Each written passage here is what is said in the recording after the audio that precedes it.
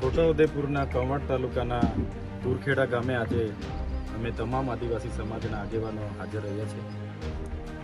જે પરિવારની યુવાન દીકરી જે સગર્ભા હતી, પ્રસૂતિની પીડા થઈ અને અહીં રોડ રસ્તાની સુવિધા ન હોવાને કારણે, આરોગ્યની સુવિધા ન હોવાને કારણે, એમ્બ્યુલન્સની સુવિધા ન હોવાને કારણે ગામના યુવાનો એને ઝોલી કરીને લઈ જતા હતા અને રસ્તે જ્યારે એનું દુઃખદ મૃત્યુ થયું છે ત્યારે એમના પરિવાર પર આવી પડેલા દુઃખમાં એમને પ્રકૃતિ શક્તિ આપે અને એમની આત્માને શાંતિ આપે, એના માટે અમે સૌ અહીંયા એમની મુલાકાતે આવ્યા છીએ.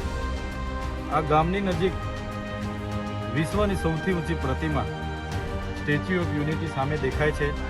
આ ગામના ઘણા ઘરો નર્મદામાં વિસ્થાપિત પણ થયા છે.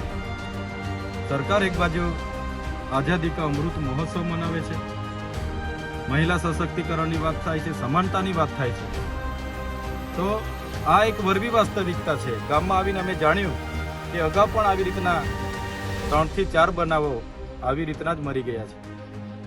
તો સરકારે જે તાઇફાઓ કરે છે એના કરતાં વધારે આ વિસ્તારના આરોગ્ય, આ વિસ્તારના શિક્ષણ, સિંચાઈ, પીવાના પાણી જેવી મૂળભૂત સુવિધા, રોડ રસ્તા તરફ ધ્યાન આપવું જોઈએ.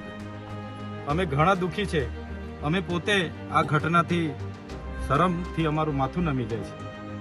છતાં આ પરિવાર પર આવી પડેલા દુઃખમાં એની નાની દીકરી જે આ 5-6 દિવસની છે એની વેદનાનું તો અમે બધા કલ્પના નથી કરી શકતા.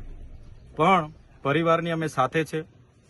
સરકારને પણ અમે કહીશું, અહીંના ચૂંટાયેલા પ્રતિનિધિઓ જે શાસક પક્ષમાં છે એમને પણ અમે કહીશું કે સામાજિક રીતે આ પરિવાર સાથે બધાએ આવીને ઊભા રહેવું જોઈએ.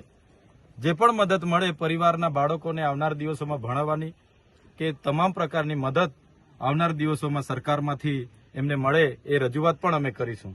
સાથે સાથે આ ગામમાં આંગણવાડી નથી, પ્રાથમિક શાળા નથી, આ ફળિયામાં આવવા માટેના કોઈ રોડ રસ્તા નથી ને આ મૂળ ગામ છે.